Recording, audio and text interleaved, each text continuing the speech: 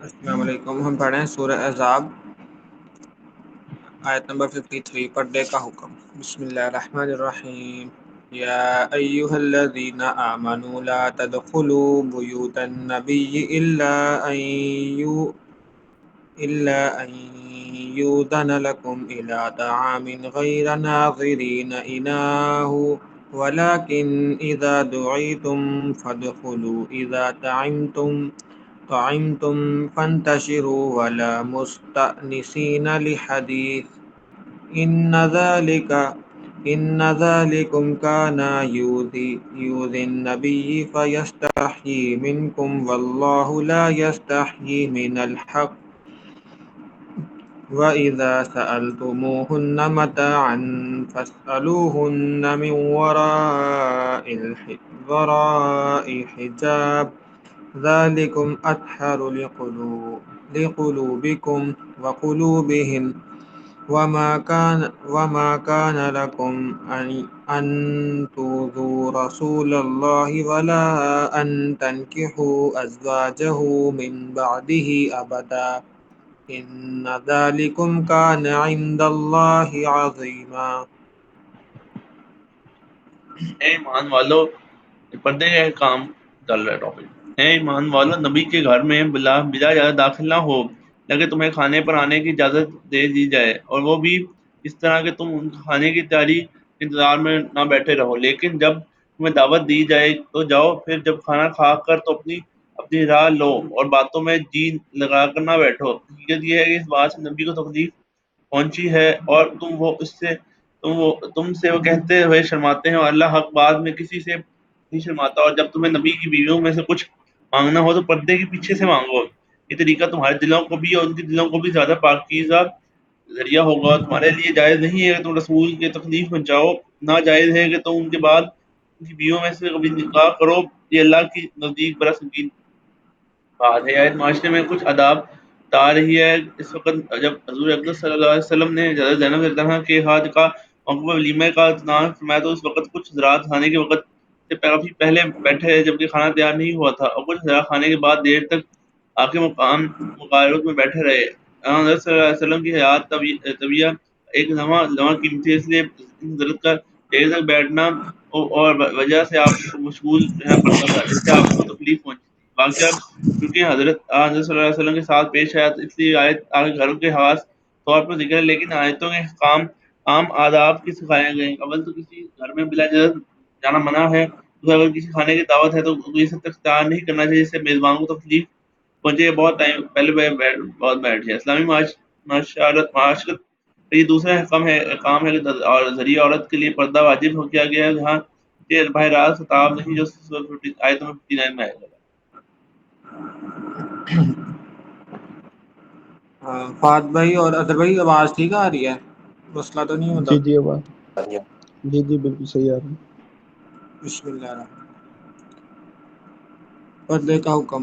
بسم اللہ الرحمن ان تبدوا شيئا او تخفوه فان الله كان بكل شيء عليما. چاہے تم کوئی بات ظاہر کرو یا اسے چھپا کر، اللہ ہر چیز کا پورا علم رکھنے والا ہے.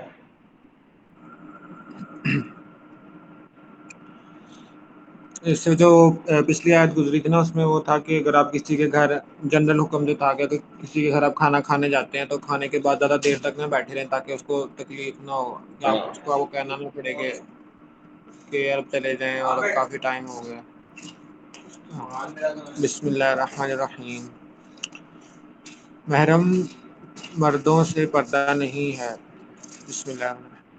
لا جناح عليهن في آبائهن ولا أبنائهن ولا إخوانهن ولا أبناء إخوانهن ولا أبناء أخواتهن ولا نسائهن ولا ما ملكت أيمانهن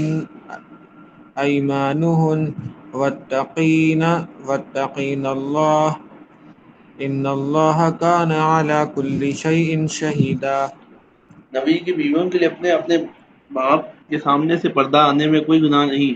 نہ اپنے بیٹوں کے، نہ اپنے بھائیوں، نہ اپنے بھتیجوں کے، نہ اپنے بھانجوں کے، نہ اپنی عورتوں کے، نہ اپنی قریدوں کے سامنے آنے میں کوئی گناہ ہے۔ اور اے خواتین تم اللہ سے ڈرتی رہو، یقین جانو کہ اللہ ہر بات کا مشاہدہ کرنے والا ہے۔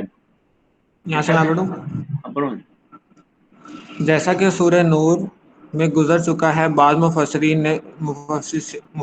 نے فرمایا ہے کہ اس سے مراد مسلمان عورتیں ہیں، لہذا غیر مسلم عورتوں سے بھی پردہ ضروری ہے۔ لیکن چونکہ متعدد احادیث سے ثابت ہے کہ غیر مسلم عورتیں ازواج مطہرات رضی اللہ عنہ کے پاس جایا کرتی تھیں، اس لیے امام راضی رحمۃ اللہ اور علامہ الوسی رحمۃ اللہ نے اس بات کو ترجیح دی ہے کہ اپنی عورتوں سے مراد اپنے میل جول کی عورتیں ہیں، چاہے مسلمان ہوں یا کافر۔ ان سے پردہ واجب نہیں ہے، جن مزید لوگوں سے پردہ واجب نہیں ہے اس کی تفصیل سورہ نور کی مذکورہ آیت میں گزر چکی ہے۔ عظمت نبی صلی اللہ علیہ وسلم۔ بسم اللہ الرحمن الرحیم۔ ان اللہ وملائکتہ یصلون علی النبی یا ایہا الذین آمنوا صلوا علیہ وسلموا تسلیما۔ بے شک اللہ اور اس کے فرشتے نبی پر درود بھیجتے ہیں، اور اے ایمان والو تم بھی ان پر درود بھیجو اور خوب سلام بھیجا کرو۔ یہی بات کی جا رہی ہے درود بھیجنے کی، بھیجنے میں۔ حضور صلی اللہ علیہ وسلم کی بہت بڑی شان ہے کہ حضور وسلم کے بارے میں اللہ تعالیٰ فرماتا ہے کہ اللہ خود بھی ان پر درود بھیجتا ہے، فرشتے بھی بھیجتے ہیں۔ واحد حضور وسلم کی ذات ہے جن کے بارے میں یہ ذکر آیا قرآن مجید میں۔ بسم اللہ الرحمن الرحیم۔ تو ہمیں بھی کثرت سے درود پڑھنا صلی اللہ علیہ وسلم۔ گستاخان رسول صلی اللہ علیہ وسلم پر اللہ تعالیٰ لعنت فرماتا ہے۔ ان الذين يؤذون الله ورسوله لعنهم الله في الدنيا والآخرة وأعد لهم عذابا مهينا۔ جو لوگ اللہ اور اس کے رسول کو تکلیف پہنچاتے ہیں، اللہ نے دنیا اور آخرت میں ان پر لعنت کی ہے، اور ان کے لیے ایسا عذاب تیار رکھا جو ذلیل کر کے رکھے گا۔ والذين يؤذون المؤمنين والمؤمنات بغير ما اكتسبوا فقد احتملوا بهتانا وإثما مبينا۔ اور جو لوگ مومن مرد و مومن عورتوں کو کسی جرم کے بغیر تکلیف پہنچاتے ہیں، انہوں نے بہتان ترازی کی اور کھلے گناہ کا بوجھ اپنے اوپر لے لیا۔ چہرے کے پردے کا حکم کیا ہے۔ یہ سورہ نور ایک آیت ہے، 3 نمبر آیت ہے، اور یہ ایک آیت ہے جس پہ پردہ يا أيها النبي قل لأزواجك وبناتك ونساء المؤمنين ويدنين عليهن من جلابيبهن ذلك أدنى أن يعرفن فلا يؤذين وكان الله غفورا رحيما۔ اے نبی تم اپنی بیویوں، اپنی بیٹیوں اور مسلمانوں کی وہی عورتوں مائک بند ہے آپ کا۔ سے کہہ دو کہ وہ اپنے چادروں اپنے منہ کے اوپر جھکا لیا کریں۔ اس وہی طریقے مائک بند ہے۔ ہاں۔ اے نبی اپنی بیویوں، اپنی بیٹیوں، مسلمانوں کی عورتوں سے کہہ دو کہ اپنی چادریں اپنی منہ کے اوپر جھکا لیا کریں۔ اس طریقے میں اس بات کی زیادہ توقع ہے کہ وہ پہچان لے جائیں گی تو ان کو ستایا نہیں جائے گا، اور اللہ بہت بخشنے والا بڑا مہربان ہے۔ اس آیت نے واضح فرما دیا ہے کہ پردے کے حکم کا صرف ازواج مطہرات کے ساتھ مخصوص نہیں ہے بلکہ تمام مسلمان عورتوں کے لیے ہے۔ انہیں حکم دیا گیا ہے کہ جب وہ کسی ضرورت کے لیے گھر سے باہر نکلیں تو اپنی چادروں کو اپنے چہروں پر جھکا کر انہیں چھپا لیا کریں۔ مقصد یہ ہے کہ راستہ دیکھنے کے لیے آنکھوں کو چھوڑ کر چہرے کے باقی حصہ چھپا لیا جائے۔ اس کی صورت یہ بھی ممکن ہے کہ جس چادر سے پورا جسم ڈھکا ہوا ہے اس کو چہرے پر اس طرح لپیٹ لیا جائے کہ آنکھوں کے سوا باقی چہرہ نظر نہ آئے، اور یہ صورت بھی ممکن ہے کہ چہرے پر الگ سے نقاب ڈال دیا جائے۔ بعض منافقین عورتوں کو راستے میں چھیڑا کرتے تھے۔ اس آیت میں پردے کے ساتھ نکلنے کی یہ حکمت بیان فرمائی گئی ہے کہ جب عورتیں پردے کے ساتھ باہر نکلیں گی تو ہر دیکھنے والا یہ سمجھ جائے گا کہ یہ شریف اور پاک دامن عورتیں ہیں، اس لیے منافقین کو انہیں چھیڑنے اور ستانے کی جرات نہیں ہوگی۔ اس کے برخلاف بے پردہ بن ٹھن کر باہر نکلنے والی خواتین ان کے چھیڑ چھاڑ کا زیادہ نشانہ بن سکتی ہیں۔ علامہ ابو حیان نے اس آیت کی یہی تفسیر کی ہے۔ اب یہ آیت کی تفسیر کے تو وہی بیسک پردے کا حکم نا اسی آیت میں بات کی جا رہی ہے، آنکھوں کو بھی چارے کو پردے کی بھی بات کی جا رہی ہے، وہ بھی ضروری ہے۔ یہ بات ہے، یہ بس لکھا ہوا ہے کہ ایسے ہی اب دیکھنا ہے جب بات کیا مانا کرتے ہیں۔ بسم اللہ الرحمن الرحیم۔ گستاخان رسول صلی اللہ علیہ وسلم کی سزا موت ہے۔ لَئِن لَّمْ يَنْتَهِ الْمُنَافِقُونَ وَالَّذِينَ فِي قُلُوبِهِم مَّرَضٌ وَالْمُرْجِفُونَ فِي الْمَدِينَةِ لَنُغْرِيَنَّكَ بِهِمْ ثُمَّ لَا يُجَاوِرُونَكَ فِيهَا إِلَّا قَلِيلًا۔ اگر وہ لوگ باز نہ آئیں جو منافق ہیں، جن کے دلوں میں روگ ہے، وہ شہر شہر میں شرنگانگیز افواہیں پھیلاتے ہیں، تو ہم ضرور ایسا کریں گے کہ تم کے خلاف اٹھ کھڑے ہوں گے، پھر اس شہر میں تمہارے ساتھ نہیں رہ سکیں گے البتہ تھوڑے دن۔ ملعونین اینما ثقفوا اخذوا وقتلوا تقتیلا۔ جن میں وہ پھٹکارے ہوئے ہوں گے، پھر جہاں کہیں ملیں گے پکڑ لے جائیں گے اور انہیں ایک ایک کر کے قتل کر دیا جائے گا۔ یہ ٹاپک گستاخان رسول اکرم صلی اللہ علیہ وسلم کی سزا موت ہے۔ یہاں منافقین کو خبردار کیا گیا ہے کہ اس وقت ان کی منافقت چھپی ہوئی ہے، لیکن اگر انہوں نے اپنی نازیبا حرکتیں نہ چھوڑیں، جن میں عورتوں کو چھیڑنے اور بے بنیاد افواہیں پھیلانے کا خاص طور پر حوالہ دیا گیا ہے، تو ان کی منافقت صاف واضح ہو جائے گی اور اس صورت میں ان کے ساتھ غیر مسلم دشمنوں جیسا سلوک کیا جائے گا۔ سنت اللہ فی الذین خلوا من قبل وَلَن تَجِدَ لِسُنَّتِ اللَّهِ تَبْدِيلًا۔ یہ اللہ کا وہ معمول ہے جس پر ان لوگوں کے معاملے میں بھی عمل ہوتا رہا ہے جو پہلے گزر چکے ہیں، اور تم اللہ کے معمول میں کوئی تبدیلی ہرگز نہ لے پاؤ گے۔ اللہ تعالیٰ کے معمول سے یہاں مراد یہ ہے کہ جو لوگ زمین میں فساد مچاتے ہیں ان کو پہلے خبردار کیا جاتا ہے، پھر بھی اگر وہ باز نہیں آتے تو انہیں سزا دی جاتی ہے۔ اس ٹاپک میں گستاخ رسول کی سزا موت یہ ہے جن میں ایک دم ٹاپک یہ منافقین والی بات ہے سمجھ۔ صرف اللہ تعالیٰ ہی جانتا ہے کہ قیامت کب آئے گی۔ یسألک الناس عن الساعة قل انما علمها عند الله وما يدريك لعل الساعة تكون قريبا۔ لوگ تم سے قیامت کے بارے میں پوچھیں گے، کہہ دو کہ اس کا علم تو اللہ کے سوا کسی کو نہیں، کہ اور تمہیں کیا پتا شاید جب قیامت آ جائے۔ ان اللہ لعن الکافرین وعد لهم سعیرا۔ اور اس میں کوئی شک نہیں، کافر رحمت سے دور ہے اور ان کے لیے بھڑکتی ہوئی آگ تیار ہے۔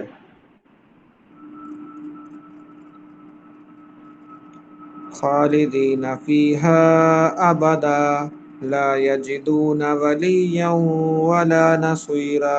جس میں ہمیشہ رہیں گے، نہ انہیں کوئی حمایتی مل سکے گا نہ کوئی مددگار۔ دنیا دار قائدین کی پیروی کا برا انجام۔ لیکن دنیا دار قائدین مطلب کہنے کا مطلب کیا ہوگا؟ یا جو لیڈرز یا مولوی کہہ لو، یا جو اپنی دنیا کی خاطر اپنے لوگوں سے کام کرواتے ہیں۔ اس میں ہر بندہ شامل ہو جاتا ہے، جو لیڈر ہے لیکن اس کی دنیا کی پریفرنس زیادہ ہے اور آخرت کی طرف کم ہے۔ برابر جس دن آیت بسم اللہ يوم تقلب وجوههم في النار يقولون يا ليتنا أطعنا الله وأطعنا الرسول. جس دن ان کے چہرے کو آگ میں پلٹا جائے گا وہ کہیں گے کاش ہم نے اللہ کی اطاعت کر لی ہوتی، رسول کا کہنا مان لیا ہوتا۔ وقالوا ربنا إنا أطعنا سادتنا وكبراءنا فأضلونا السبيل. اور کہیں گے کہ ہے ہمارے پروردگار، حقیقت یہ ہے کہ ہم نے اپنے سرداروں اور اپنے بڑوں کا کہنا مانا اور انہوں نے ہمیں بھٹکایا دیا۔ مطلب جو سردار یا بڑے یعنی کہ لیڈر کی بات وہی بات کر، ہاں بھی لیڈر جیسے آپ نے چھوڑ رکھا اللہ کو اور ان کے پیچھے پڑ گئے۔ ایک طرح یہ تو اس کی بات بھی کر سکتے جو سائنس کو خدا مانتے ہیں، جس میں ڈارون کو ماننے والے لوگ ہیں۔ وہ ہر بات آ جاتی ہے کہ میں اپنے بڑوں کو ہاں مانوں گا، چاہے وہ غلط ہیں یا وہ اس صحیح، طرح چاہے پالیٹکس کے بڑے ہوں ہاں یا گھر کے بڑے ہوں۔ ہاں ان کے لیے تو برا انجام ہے، ایسے ہی ہے۔ آگے پڑھو مجھے۔ دنیا دار کا دین کے پیروی کا برا انجام۔ ربنا آتهم ضعفين من العذاب والعنهم لعنا كبيرا. اے ہمارے پروردگار ان کو دگنا عذاب دے اور ان پر ایسی لعنت بھیج جو بھاری لعنت ہو۔ ٹھیک ہے نا، دور کو نہیں نہیں اینڈ کر ہی لیتے ہیں ہم، آخری رکو بس۔ صحیح پہ پورا ہے کیا؟ ہاں ٹھیک ہے۔ اینڈ کر لیتے ہیں۔ يا أيها الذين آمنوا لا تكونوا كالذين آذوا موسى فبرأه الله مما قالوا وكان عند الله وجيها. اے ایمان والو ان لوگوں کی طرح نہ بن جاؤ جنہوں نے موسیٰ کو ستایا، پھر اللہ نے ان کو ان باتوں سے بری کر دیا جو ان نے بتائی تھی، اور وہ اللہ کے نزدیک بڑے رتبے والے تھے۔ بنو اسرائیل نے حضرت موسیٰ علیہ السلام پر طرح طرح کے الزامات لگائے تھے، اور حضور سرور عالم صلی اللہ علیہ وسلم کی امت سے فرمایا جا رہا ہے کہ ایسی حرکت بالکل نہ کریں۔ زبان کی وجہ سے کئی سعادتیں حاصل ہوتی ہیں۔ يا أيها الذين آمنوا اتقوا الله وقولوا قولا سديدا. اے ایمان والو اللہ سے ڈرو، سیدھی سچی بات کیا کرو، سچی بات کرو، اللہ سے ڈرو، تقویٰ اختیار کرو۔ يصلح لكم أعمالكم ويغفر لكم ذنوبكم ومن يطع الله ورسوله فقد فاز فوزا عظيما. اللہ تمہارے فائدے کے لیے تمہارے کام سنوارے گا اور تمہارے گناہوں کی مغفرت کر دے گا، اور جو شخص اللہ اور اس کی رسول کی اطاعت کرے گا اس نے وہ کامیابی حاصل کر لی جو زبردست کامیابی ہے۔ انسانوں پر ایک امانت کی ذمہ داری۔ إنا عرضنا الأمانة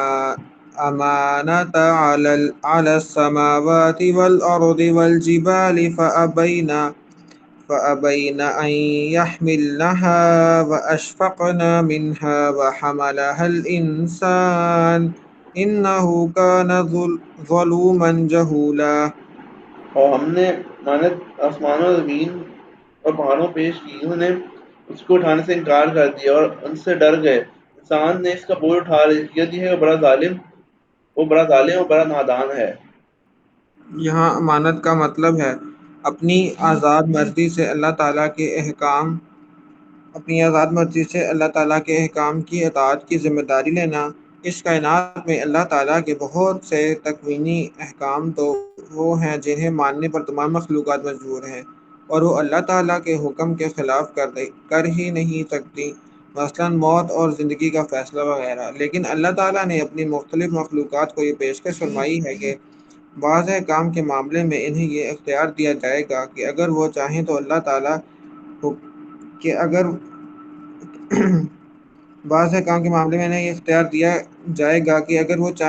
کا حکم مان کر اس پر عمل کریں، اور اگر چاہیں تو حکم پر عمل نہ کریں۔ پہلی صورت میں ان کو جنت کی ابدی نعمتیں حاصل ہوں گی، دوسری صورت میں انہیں دوزخ کا عذاب دیا جائے گا۔ جب یہ پیشکش آسمانوں اور زمینوں کے پہاڑوں کو کی گئی تو اس ذمہ داری اٹھانے سے ڈر گئے، انہوں نے ایسی ذمہ داری لینے سے انکار کر دی جس کے نتیجے میں ڈر گئے، انہوں نے ذمہ داری اٹھانے سے انکار، جس کے نتیجے میں انہیں دوزخ کے عذاب کا خطرہ ہو۔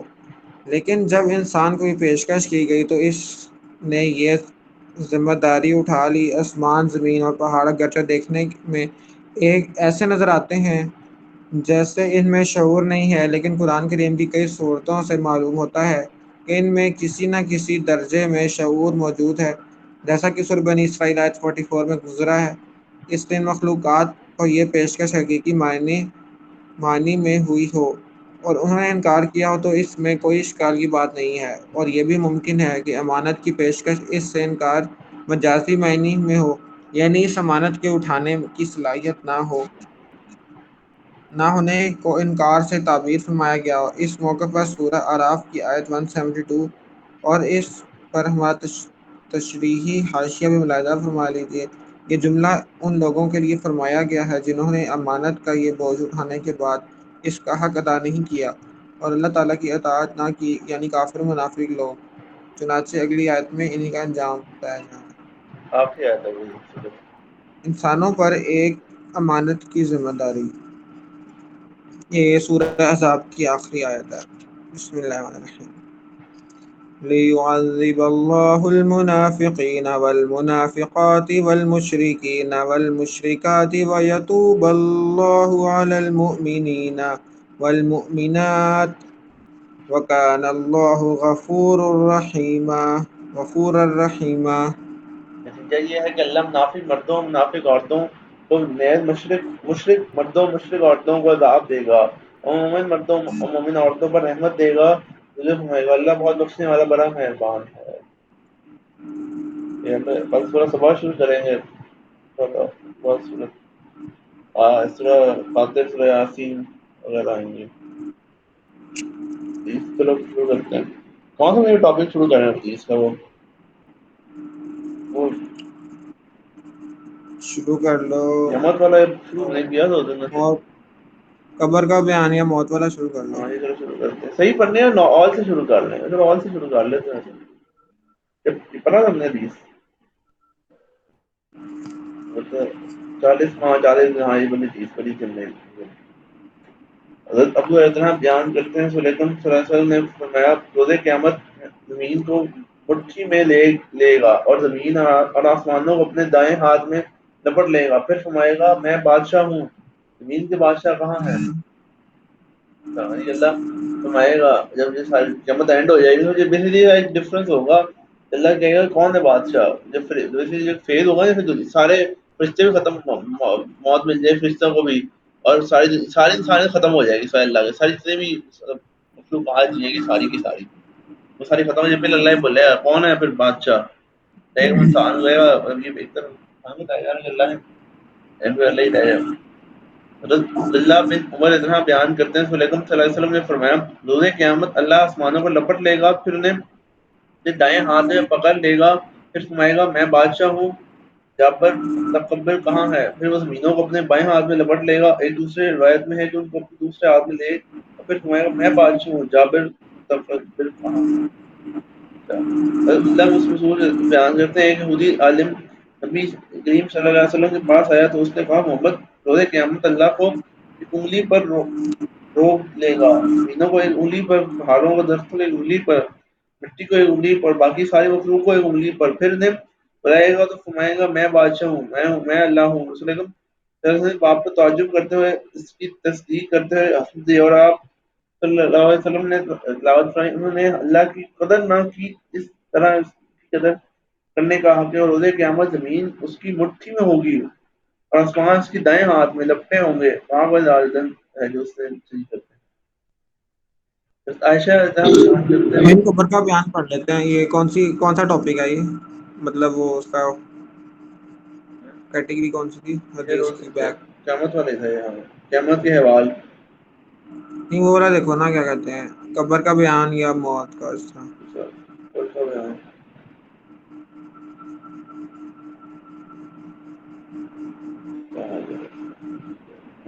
جہادوں کا بیان ہوگا تو شاید یہ جنازوں کا بیان میں ہوگا۔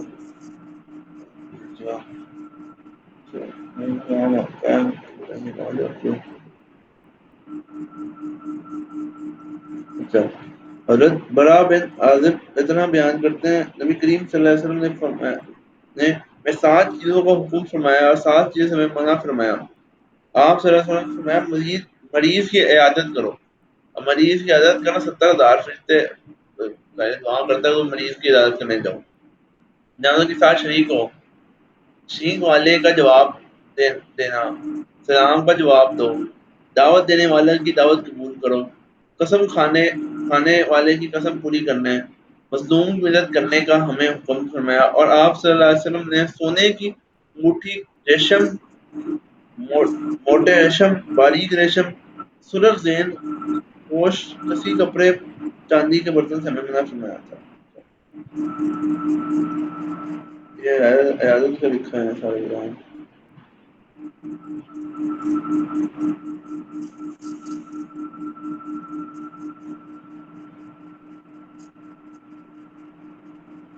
یہ پڑھ لو چھوٹی ہے.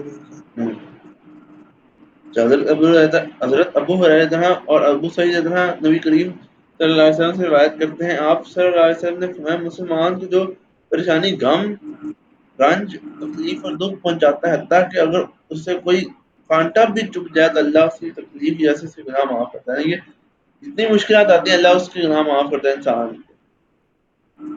ہم نے کچھ دن پہلے حدیث پڑھی تھی نا کہ مسلمان ہر لحاظ سے فائدے میں ہے. اگر اس کو اللہ سے نعمت ملتی ہے تو وہ شکر ادا کرتا ہے، ہاں وہ اس کے لیے بہتر ہے. اور اگر اس کا کوئی تکلیف غم پہنچتا ہے تو اس پہ وہ صبر کرتا ہے، اس کے لیے وہ بہتر ہے. ہاں صحیح. بس ٹھیک ہے، اینڈ کرتے ہیں. ٹھیک ہے.